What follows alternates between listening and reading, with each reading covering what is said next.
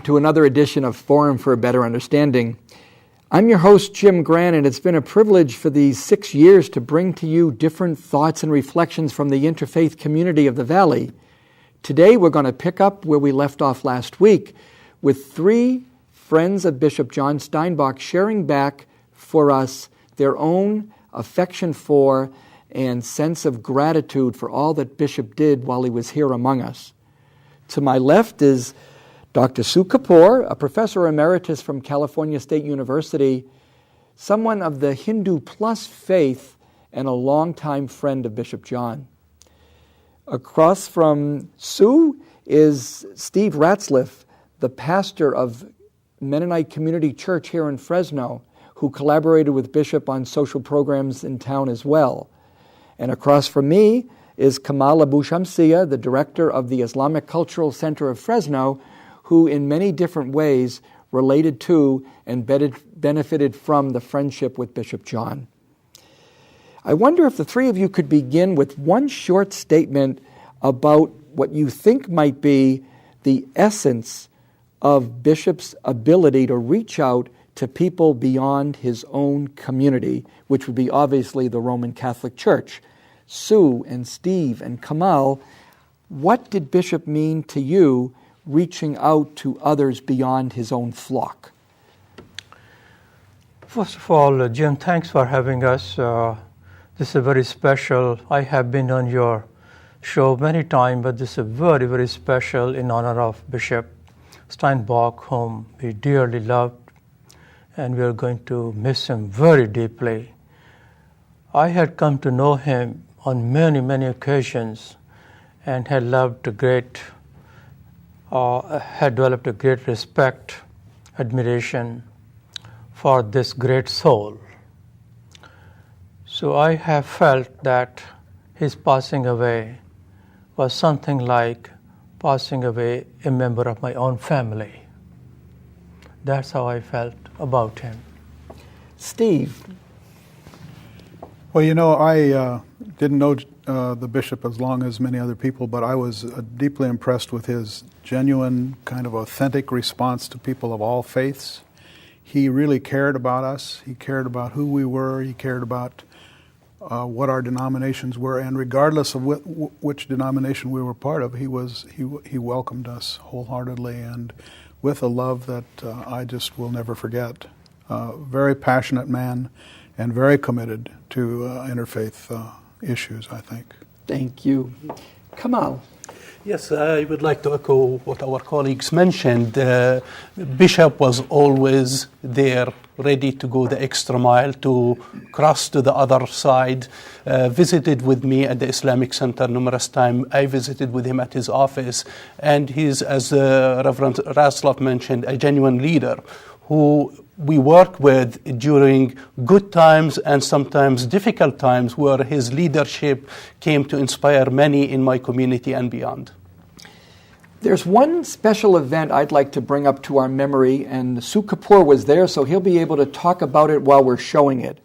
It was the 100th anniversary of the beautiful the restoration of the Cathedral of St. John the Baptist here in Fresno. And what Bishop did is design a service that would be the beginning of the weekend celebrating this beautiful cathedral of ours, in which faith, civic, and government leaders joined for a service. I think we're going to run a clip of this now, and we'll try to remember with you why it was so important that Bishop would like all the faiths of the Valley to find at St. John's Cathedral a home, and not just the Roman Catholic diocese. As we see the clip, we can see that the reverends from all the different communities are coming in. Sue, if you see anything you'd like to comment upon, please do. There are pastors from the Presbyterian churches, from the Armenian Orthodox, from the Unitarian Universalist, the People's Church, Raja Yoga was there, Fresno Ministerial Association, St. James Episcopal Church, and the Bishop himself. Yes, Jim, I remember that event very well. I was very much impressed that Bishop had a vision, a great vision to involve and invite leaders of other faiths in the church.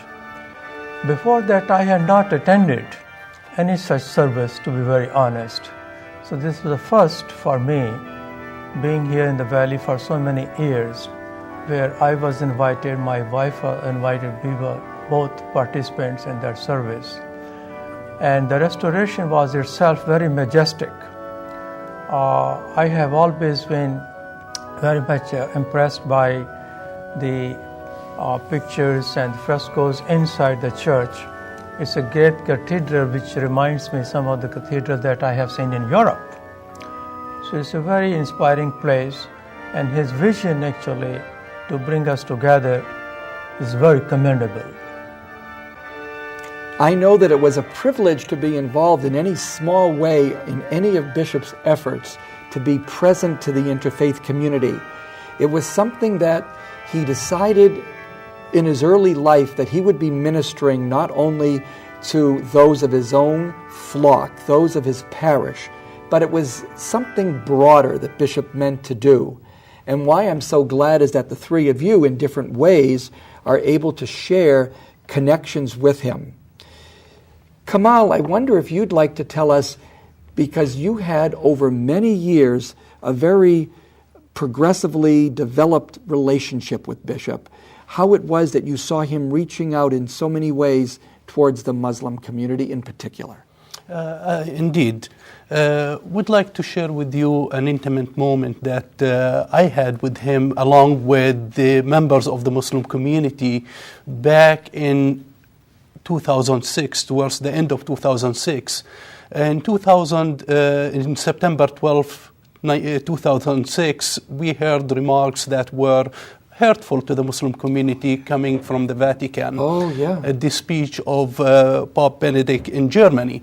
In the Valley, we received a call from the bishop, and we joined a delegation from the Muslim community in his office.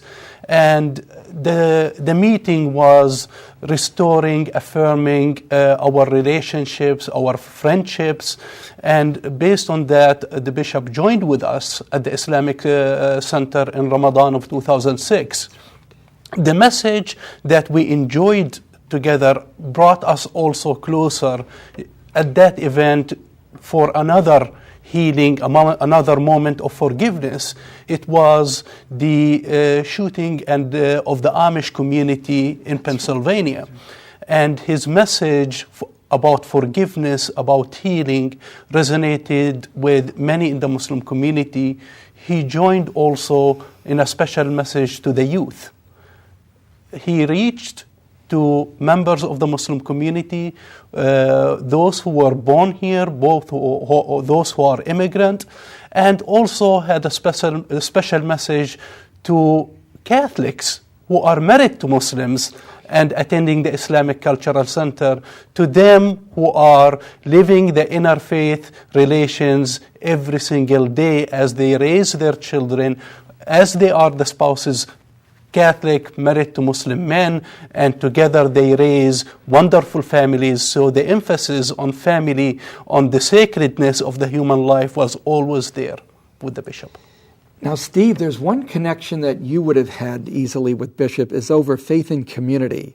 And we're going to show a clip about Bishop giving his part of a presentation he gave at the founding convention.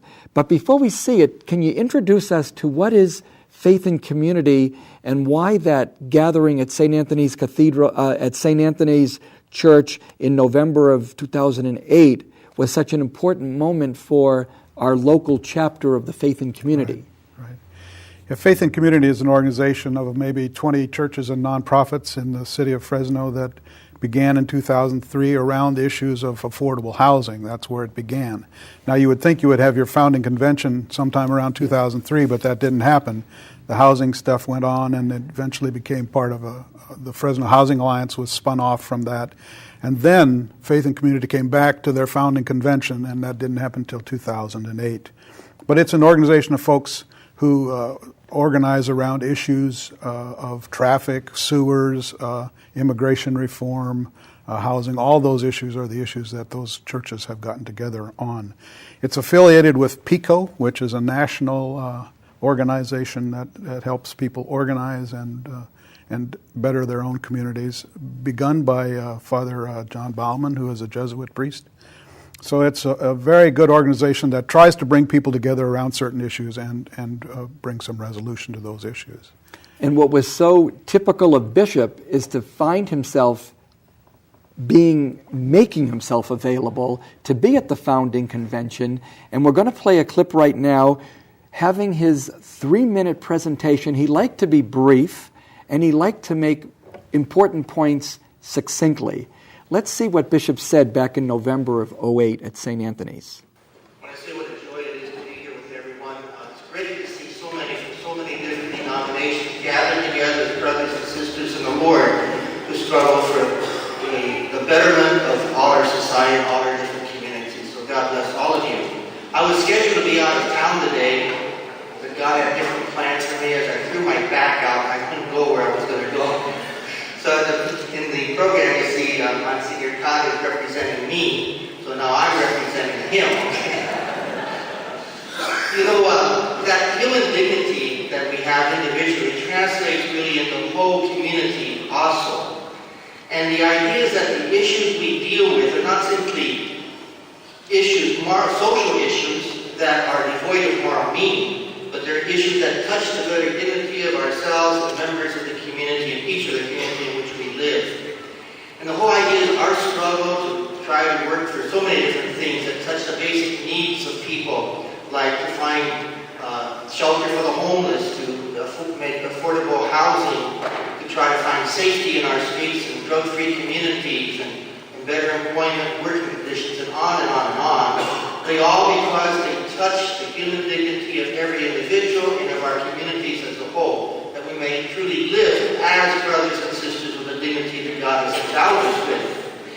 I just want to say I think the success of community organizing, their faith and community, derives in that it is faith-based. It is faith in God that gives us the unity to work together for the good of our fellow men and women, to have that resolve to continue our struggle and perseverance. It is faith that enables us to come together in love with one another, realizing we are all brothers and sisters in the Lord, and enables us to go forward and try to help one another no matter what community you live in, that we're together in this. Doesn't matter what denomination one is, but we try to help people in every different area of our city. And it's a faith also that leads us to work with respect for our governmental leaders, because they want better communities just like we want better communities, and that we always should have that respect that comes from that faith and love of the Lord, that we work together in cooperation, recognizing they have a lot of difficulties, with political and budgetary problems, but they are with us, and the important thing is we work together. And I just want to say I'm just so proud of all of you and what a joy it is to be here with you. And I give thanks to God for you all and know that you are one. I am one with you in your efforts and your struggles to make this a world that reflects more the goodness, the love, the justice of God, that all of us can live in that human dignity with which God has endowed us. God bless you all so very, very much. They're telling us that right now is our break moment, but don't go far, because in 1 minute we'll be back to have Sue and Steve and Kamal share once again some more reflections on Bishop and their loss at his death. Stay tuned, we'll be right back. KNXT thanks all its loyal viewers and respected businesses who have supported your Catholic television station. Now you can support KNXT with program underwriting by having your name, your company's name, or organization associated with your favorite program. Detailed information about you or your company will appear before and after each program or day part you select. Keep the quality and spiritual message alive and make a difference. Call 559-488-7440 today or go online at knxt.tv to find out more about program underwriting on KNXT. Welcome back to the second part of our program on the Interfaith community reflecting on Bishop John Steinbock. Sue, I wonder if you, who really knew Bishop maybe longer than a lot of other people in the Interfaith community, want to share some of those special connections and special events where he was present to you in Vienna in different ways? Yes, Jim. He was so accessible, which always surprised me that he never said no. And another thing, that whenever you call him or leave a message, he would call you right back. That was his greatness and modesty. I invited him on special occasion, many occasions. He spoke at the all-faith service in honor of Dr. King. That's right. He was a great speaker, very powerful. Another big event that was organized in 2003 in January, titled as Link of Love, and he was the chief guest, main speaker over there. His message of love was so powerful that it still resonates, and I still remember. And particularly his presence was so inspiring to all of us. The event was held at Hope Lutheran Church, and very well attended. We have 400 or 500 people over there, and his impact was felt not only in the hall itself, was outside also the hall, like that.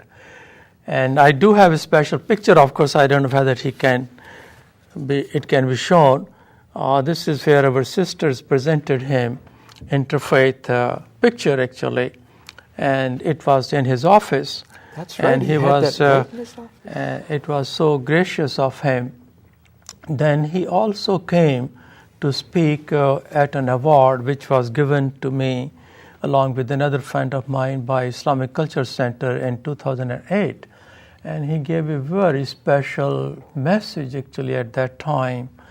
And it was very nice of him that he could come and share his feelings, his thoughts, and give us all the blessings. Recently, when he was sick,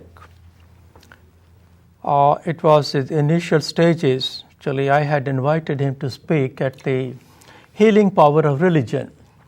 And he was going to come to that, but because of his health did not permit him. And he sent Father Kota in his place and sent also a very powerful message for the interfaith community. I still have that with me. Actually, it's a very historic message which should be shared. Actually, I should have brought a copy of that. But for people who would like to know that how much sensitivity he had for all of us around. Though he was a bishop of the Catholic brothers and sisters, though I am not a Catholic with capital C, but I also considered him that he was my bishop also, nice. To be very honest. That's a kind of a loving relationship or friendship. He had a very special aura, to be very honest, actually, like that. And that aura, actually, you could feel it in his presence. And you could tell, actually, that here is a man of God. And his expressions, people of God, my dear people of God, which was a very frequent expression, actually, which I think includes not only the people of Abrahamic faith, actually, only the Jews or Christians and the Muslims, but also others also, because we are all children of the same God, like that. That's the kind of vibration I always received from him. So, which means that he really went beyond. He had no barriers, actually, like that. So that's what I felt. So it's really something like that God sends people like him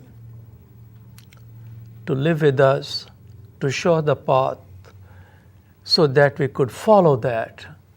And he was a person who preached and he practiced. Really did. Yeah. That's what was great about him, actually, like that. That was quite obvious and visible in his lifestyle, his demeanor, like that over there. So I have really felt a great vacuum in my own life after his passing away, like that. Kamal, you have some pictures that might just give us a little idea of his presence at the Islamic Center. Why don't you walk us through the 3 pictures that you brought us? Absolutely. In 2008 and also in 2010, the bishop, here in this picture, the delegation that visited him actually in 2006, and were exchanging thoughts and ideas how we can bring the communities together. And based on that, we had Muslims and Catholics participated in many programs. In this particular picture, we have members of the youth at the Islamic Cultural Center. I would like to remind the audience that Muslim youth and Catholic youth and many other youth from different communities work together in the Interfaith Youth Alliance, and that was a special message that he wanted to give to the youth. And also, he was always available to address the community, to share with the community his love, his wisdom, his affection. In last week, you played the homily, the one before the last, about his message about the Muslim community, a message of love, standing against hate. We had moments of prayers together, meals together. We took a stand on many difficult issues that otherwise we will jeopardize our own faith, our own values. He was always there to take a stand where others would shy away from it, especially on affirming humanity, affirming the love for the neighbor. For me, the bishop was a true Christian leader who lived his values every single day. One issue that Bishop was very insistent on is migrant rights, immigrant rights, the dignity of the farm worker, and all immigrants and refugees. Why don't we play the clip now that comes in July of 2009. We're going to also hear Reverend Dr. Norman Broadbent present the group that was present, and then we'll hear Bishop deliver his message on immigration reform, which is something he was very insistent upon. Let's play that clip. Faith in Community is a nonpartisan and multicultural network across Fresno of 18 communities of faith, as well as 2 community-centered organizations, all working together to create innovative solutions to problems that face our region. Faith in Community is comprised of 2 working components: local organizing committees based in houses of faith and a clergy caucus. We're also privileged this morning to be joined by a representative of the Interfaith Social Justice Collaborative, which is a group of lay people and clergy from Catholic, Protestant, Unitarian Universalist, Jewish, Muslim, Sikh, Hindu, Buddhist, American Indian, and religious science traditions, all part of our Fresno community, all working together on social justice issues which impact our community. We're all here today to address the social, economic, and moral concerns that are embedded in our nation's ongoing debate on immigration. You will be hearing first from the Most Reverend John T. Steinbock, Bishop of the Diocese of Fresno. As the Bishop of the Diocese of Fresno, I asked President Barack Obama and congressional leaders of both parties to fashion and enact comprehensive immigration reform. And I encouraged particularly the congressional leaders from our region.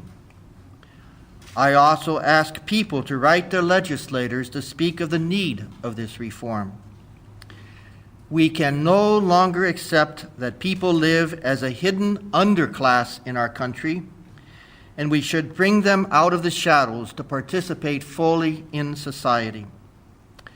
The vast majority of those undocumented are hard-working persons seeking only to support their families and contribute to our nation's economic, social, and spiritual well-being. The immigration laws of our country are outmoded and impractical and contribute to the problems of immigration. The laws need to be changed for the good of our country respecting the human dignity and basic human rights of those who come here with the intention of bettering their lives and the lives of their families. The United States Conference of Catholic Bishops has long advocated policies that respect the human dignity of immigrants and refugees, as well as the need to protect our borders. Immigration reform should recognize the positive effects of immigration on our society, the rights and needs of all workers and all employers, the obligation of the government to protect and provide security of its peoples, the rights of families to live together, and the need for orderly travel between countries. The enforcement of a broken immigration system through workplace raids has been inhumane to both worker and employer, often separating parents from their children. Permanent residents and United States citizens have been denied the right to have their spouse or children live in this country. A pathway to legalization needs to be made available without unreasonable hardships placed on those who have been living in the shadows. Immigration reform is needed now, not later. The present laws are not only outdated and unjust, but they are polarizing the people of our nation. We urge the President and Congress to begin formulating appropriate legislation and to educate the American public about the importance of its enactment. Immigration reform defies easy solutions, but together we can do this. We must never lose sight of who we are as Americans. We are a nation of immigrants, and we must respond in a just and equitable way to all the immigrants who are with us now. God bless America, and God bless us all. That was Bishop a year and a half ago, and the DREAM Act was just voted down. So we're finding out that the battle still goes on. We want to thank Bishop and thank our panel, and for all those who are here today watching, pray for the diocese, pray for our next bishop. God bless.